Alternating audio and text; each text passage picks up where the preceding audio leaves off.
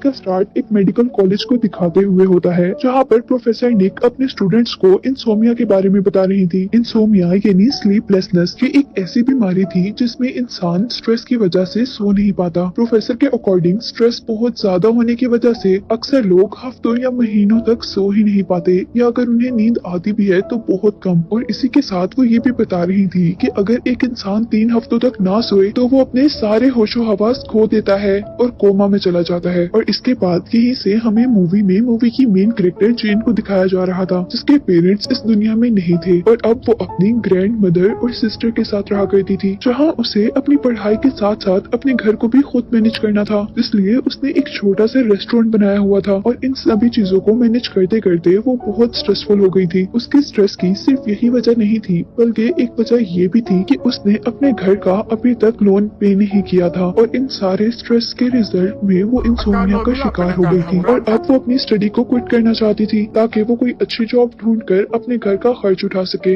वो अपनी college professor निक से मिलती है कॉलेज छोड़ने के सिलसिले में, लेकिन यहाँ प्रोफेसर उसे समझा रही थी कि तुम जिस स्टेज पर हो उसे छोड़कर जाना एक बेवकूफी है, क्योंकि मेडिकल कॉलेज में किसी भी बच्चे का इतनी आसानी से एडमिशन नहीं होता। प्रोफेसर जीन से वो इशू पूछती है जिसकी वजह से वो अपना कॉलेज छोड़ रही थी और उसके जवाब के बाद प्रोफेसर ने अब उसे एक जॉब सजेस्ट की थी जो कि कॉलेज में एक लैब असिस्टेंट की थी, लेकिन जीन वो नहीं करना चाहती थी क्योंकि इतनी कम पे से वो अपने सारे एक्सपेंस पूरे नहीं कर सकती थी। और फिर उसकी बात को समझते हुए अब प्रोफेसर उसे एक जर्मन रिसर्च सेंटर के बारे में बताती हैं, जिन्हें कुछ वॉलंटियर्स की जरूरत थी और उन वॉलंटियर्स को बदले में लाखों रुपए मिलने वाले थे। और इस जॉब के लिए जीन मान गई थी क्योंकि उसे बहुत सारे ही पैसों की जरूरत थी। और अब वो उस रिसर्च सेंटर गई थी जिसके बारे में उसे प्रोफेसर ने बताया था, जहाँ उसे अब उनकी रिसर्च के बारे में गाइड किया जा रहा था, जिसका नाम था द डीप। ये रिसर्च इंसोमिया डिसीज पर थी और वो लोग ये सर्च करना चाह रहे थे कि एक नॉर्मल इंसान असल में कितने घंटों तक जिंदा रह सकता है। ये सारी इंफॉर्मेशन उसे एक वीडियो से मिल रही थी और वीडियो खत्म होने के बाद यहाँ पर अब वो रिसर्चर आए थे जिनकी ये कंपनी थी। वो उससे पूछ रहे थे कि क्या तुम इस काम के लिए तैयार हो, जिस पर जीन हाँ कर देती है और अब उसकी गर्दन में एक चिप को इंसर्ट किया जाता है, जिसका मकसद उसकी बॉडी में से वो हार्मोन निकालना था जो जागने पर हर इंसान की बॉडी में से निकलता है और उनको वही हार्मोन इकट्ठा करना था। उस चिप को डालने के बाद वो जीन के हाथ पर एक वॉच पहनाते हैं और ये वॉच चिप के साथ कनेक्टेड थी, जो कि असल में चिप के अंदर इकट्ठे होने वाले हार्मोन को शो कर रही थी। और अब वो रिसर्चर उसे बता रहे थे कि ये चिप जो हमने तुम्हारी बॉडी में डाली है, इसको पहनकर तुम 1 मिनट से ज्यादा सो नहीं सकती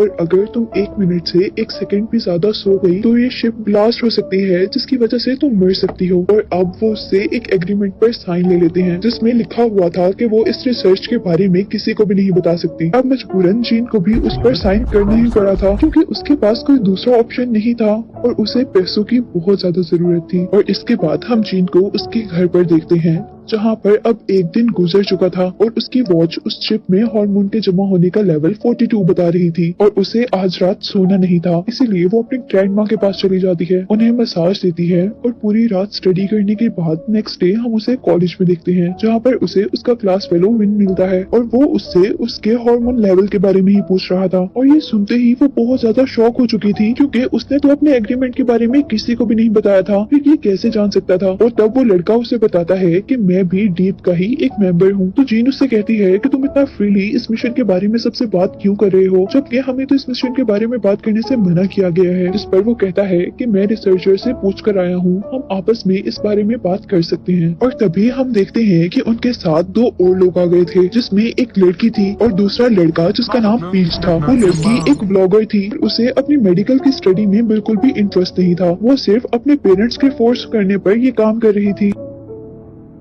और अब यहाँ पर उन चारों को ये बात पता चल गई थी कि वो चारों उस मिशन का हिस्सा थे और वो लोग आपस में उस बारे में बात करते हुए कह रहे थे कि वो तब तक नहीं सो सकते जब तक उनकी वॉच पर कैराटोनिन लेवल 100% तक नहीं हो जाता। कैराटोनिन यानी उस हार्मोन का लेवल। अब यहाँ पर 2 दिन गुजर जाते हैं और सारे लोग बहुत ज्यादा खुश थे क्योंकि 2 दिन के अंदर उनकी वॉच पर कैराटोनिन लेवल 100% आ रहा था, यानी उनकी बॉडी में लगाई हुई चिप उस हार्मोन से फुल हो चुकी थी। और अब वो लोग दोबारा रिसर्चर के पास जाकर उस चिप को अपनी बॉडी में से निकलवा देते हैं, जिसके बदले में उन्हें बहुत बड़ी अमाउंट दी गई थी। पैसे मिलते ही जिसका जो भी प्रॉब्लम था वो लोग उसे सॉर्ट आउट कर लेते हैं, जबकि जीन ने भी यहाँ पर अपने घर का लोन उतार दिया था, जिसके बाद वो अपने आप को काफी रिलैक्स फील कर रही थी। और अब नेक्स्ट सीन में हम उन चारों को एक इंडोर पार्क में देख रहे थे,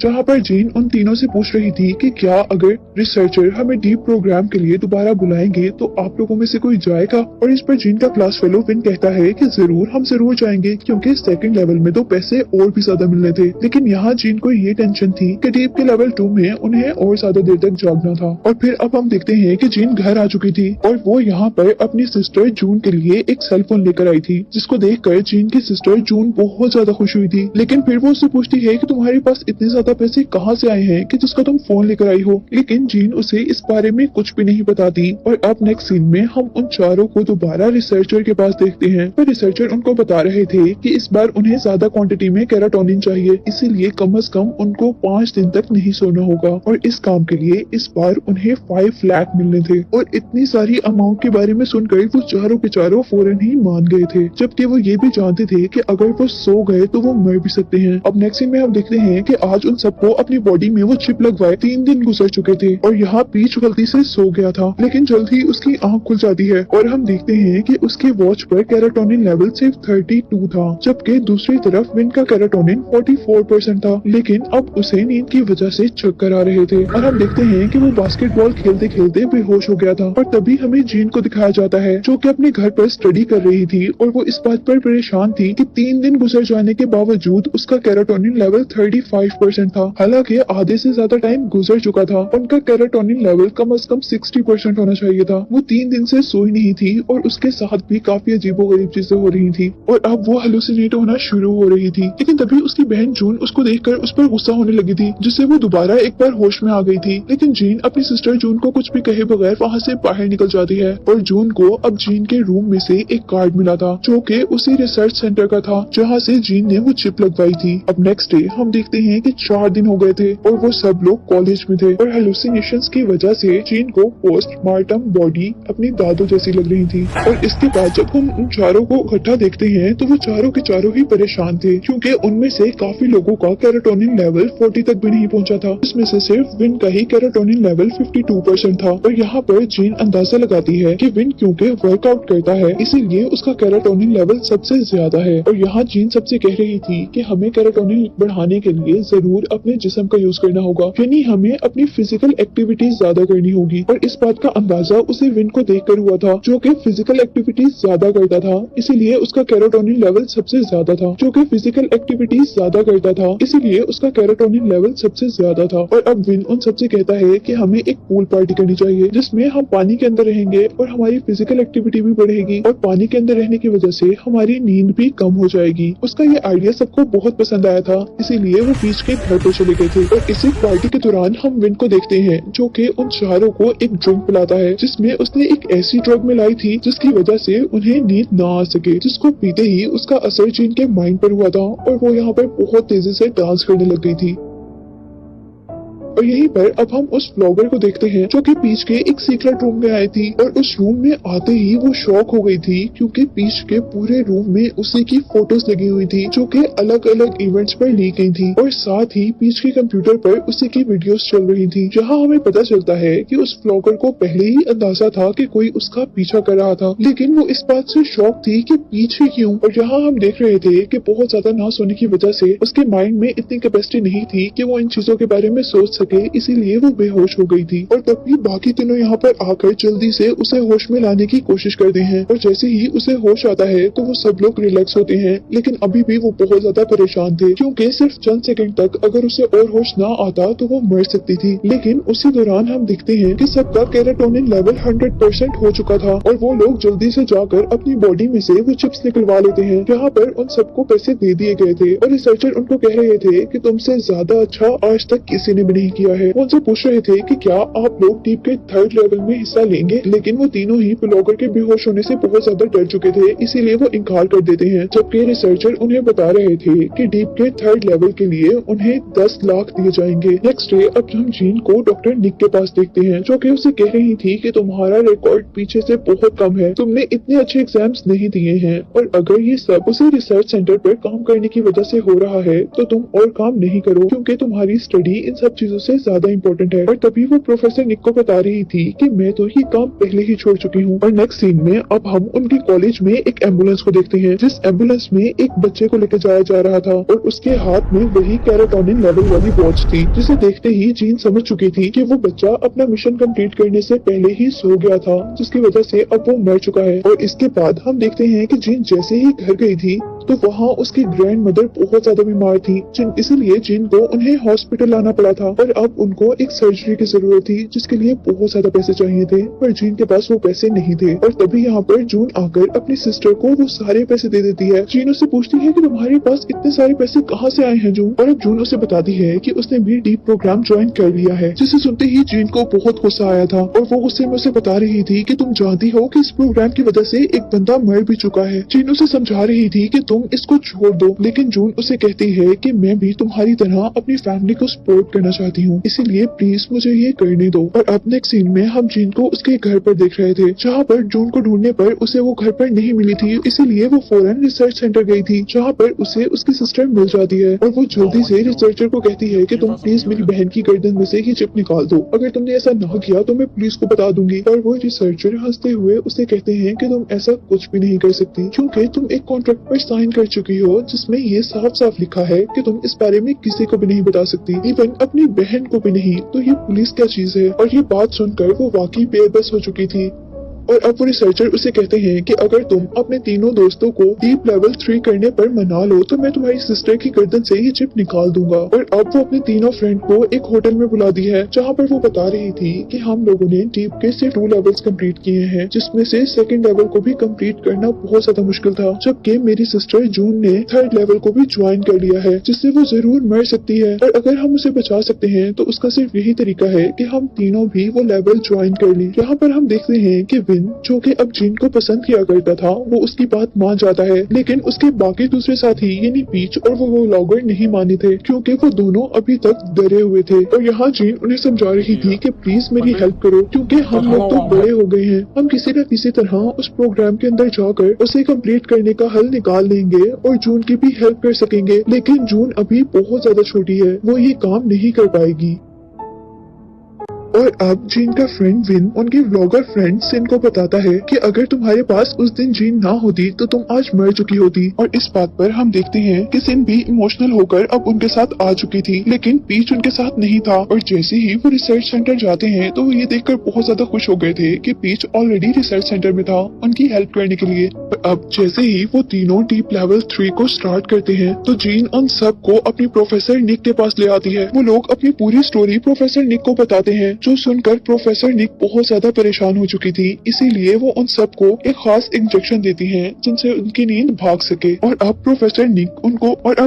निक उन सबको अपने घर पर ले गई थी, क्योंकि उन्हें ये गिल्ट था कि इस रिसर्च सेंटर का उन्होंने ही इन सबको बताया था। वो उनको अपने घर इसलिए लेकर गई थी कि वहाँ ये सारे एक दूसरे के साथ रहकर एक दूसरे की हेल्प कर सके जागने में। और अब नेक्स्ट डे हम देखते हैं कि उनका कैराटोनिन लेवल सिर्फ 5% हुआ था, इसीलिए नेक्स्ट डे वो दोबारा वही डोज ले लेते हैं जो प्रोफेसर निक ने उन्हें फर्स्ट डे दी थी। जिसके बाद हमें 3 दिन बाद का सीन दिखाया जाता है, जब उनका कैराटोनिन लेवल सिर्फ 29% था और आज 5वें दिन वो सारे हेलुसिनेशन का शिकार हो चुके थे, यानी उनके माइंड में अजीबोगरीब थॉट्स आ रही थी। जिस तरह विन को थॉट आ रही थी कि उसकी मॉम जो कि मर चुकी है वो उसे बुला रही है, जबकि सिन जो कि एक ब्यूटी ब्लॉगर है उसे नजर आ रहा था कि उसके पूरे फेस पर बहुत बड़े बड़े पिंपल्स निकल चुके हैं, जिसकी वजह से वो कभी मॉडल नहीं बन पाएगी। और यहीं पर हम देखते हैं कि जीन भी अपने पेरेंट्स को याद कर रही थी और यही सबसे बुरी हालत जून की थी, जो कि अब बिल्कुल मरने वाली थी। एक एक कर अब सबकी हालत बहुत ज्यादा बुरी हो चुकी थी। और तभी हम देखते हैं कि जून के पास जल्दी से जीन आती है और वो अपनी बहन को बचाने की कोशिश कर रही थी। और यहीं पर अब सबको कुछ टूटने की आवाज आई थी और सब लोग जैसे ही वॉशरूम की तरफ जाते हैं तो वो देखते हैं कि सिन ने वॉशरूम का मिरर तोड़ दिया है। और सिन जैसे ही जीन को देखती है तो वो उस पर बहुत ज्यादा गुस्सा हो रही थी, क्योंकि उसे लग रहा था कि जीन की वजह से ही तो उसके फेस पर ये पिंपल्स निकले हैं और उसी की वजह से उसका करियर तबाह हो गया है, वो कभी मॉडल नहीं बन सकती। यहाँ उसका फ्रेंड विन उसे समझाने लगा था, लेकिन सिन किसी की भी बात सुनने को तैयार नहीं थी और वो विन पर ही गुस्सा हो रही थी। और इसी सब के दौरान हम देखते हैं कि उनकी टीम के दोनों लड़कों के दरमियान भी लड़ाई शुरू हो गई थी। और इस सब के बारे में जीन प्रोफेसर निक को रिपोर्ट करने के लिए जैसे ही अब उनके ऑफिस में जाती है तो वहाँ वो बहुत सी रिकॉर्डिंग्स देखकर शॉक हो चुकी थी, क्योंकि ये उन्हीं की रिकॉर्डिंग्स थी। और यहाँ उन पर मूवी का सबसे बड़ा सच रिवील हुआ था कि असल में जर्मन कंपनी प्रोफेसर निक की ही थी और रिसर्चर जो हर बार उनको मिलता था और उनकी बॉडी में चिप इंसर्ट किया करता था,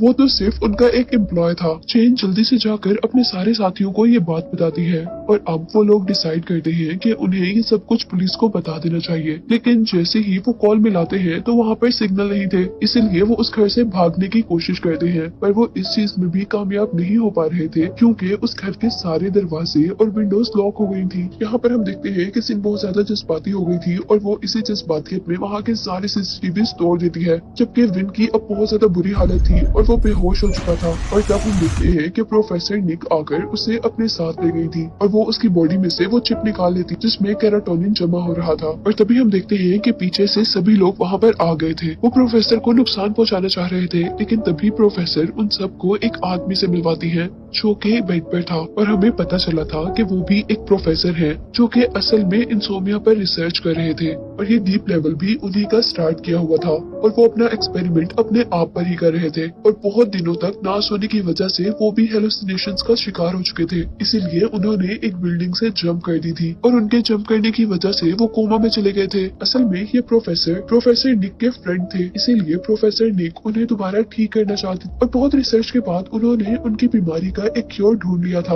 और वो ये था कि वो बहुत से लोगों की बॉडी से कैराटोनिन निकाल कर इनकी बॉडी में डालेंगी। और यहाँ इन सारे स्टूडेंट्स के दिए हुए कैराटोनिन की वजह से ही वो आदमी होश में आने लगा था। प्रोफेसर निक सबको ये बात बता रही थी, लेकिन अब सारे ही स्टूडेंट्स उन पर गुस्सा हो रहे थे क्योंकि इस सब में उनकी जान जा सकती थी। पर निक उन्हें कहती है, मैं इसीलिए तो आप सबको यहाँ पर लेकर आई हूँ कि आप लोगों में से किसी को भी कुछ भी होने से पहले मैं आप लोगों को बचा सकूं। लेकिन अब ये सारे स्टूडेंट्स प्रोफेसर निक की बातों में आने वाले बिल्कुल भी नहीं थे और वो पुलिस को कॉल करने वाले थे, इसीलिए प्रोफेसर निक अब उनके साथ एक गेम खेलती है। वो जल्दी से जीन को पकड़ती है और उसे एक इंजेक्शन लगा देती है जो कि कार्डियक अरेस्ट का था, यानी जिससे हार्ट बीट बहुत ज्यादा स्लो हो जानी थी। वो सारे लोग मिलकर किसी न किसी तरह प्रोफेसर निक से लड़कर जीन को बचा लेते हैं, लेकिन उतने में वो देखते हैं कि उसकी हार्ट बीट बिल्कुल 0 हो चुकी थी और उसकी वॉच पर एक वार्निंग आ रही थी जिसके अकॉर्डिंग या तो उन्हें कुछ ही सेकंड में जीन को उठाना था, नहीं तो वो मर जाती। वो सभी लोग इस सिचुएशन से बहुत ज्यादा परेशान थे, पर अचानक खुशकिस्मती से जीन को होश आ गया था और उसको होश आने के बाद वो लोग काफी खुश थे और अब उन्होंने प्रोफेसर निक को भी अरेस्ट करवा दिया था। और मूवी के एंड पर हमें पता चलता है कि डीप लेवल 3 के उन सबको कोई पैसे नहीं मिले थे जिसके लिए उन्होंने इतनी मेहनत की थी, लेकिन उन सबको यहाँ एक साथ रहने से बहुत कुछ समझ आया था। उन लोगों ने मौत को बहुत करीब से देख लिया था, इसीलिए अब उनको लाइफ का असल मतलब समझ आ गया था। वो लोग ये जान चुके थे कि लाइफ एक ही बार मिलनी है और इसी में उन्होंने वो सब करना है जो वो चाहते हैं और साथ ही इसी लाइफ के अंदर ही उन्होंने अपने प्यारों के साथ रहना है। इसीलिए हम देखते हैं कि सिन ने भी मेडिसिन छोड़कर ब्लॉगिंग शुरू कर दी थी, जबकि पीच जो कि लोगों के दरमियान में रहना बिल्कुल पसंद नहीं करता था, वो भी अब अपने फ्रेंड सर्कल को टाइम देने लगा था और जीन भी अब एक नॉर्मल लाइफ गुजार रही थी, जिसे दिखाते हुए ये मूवी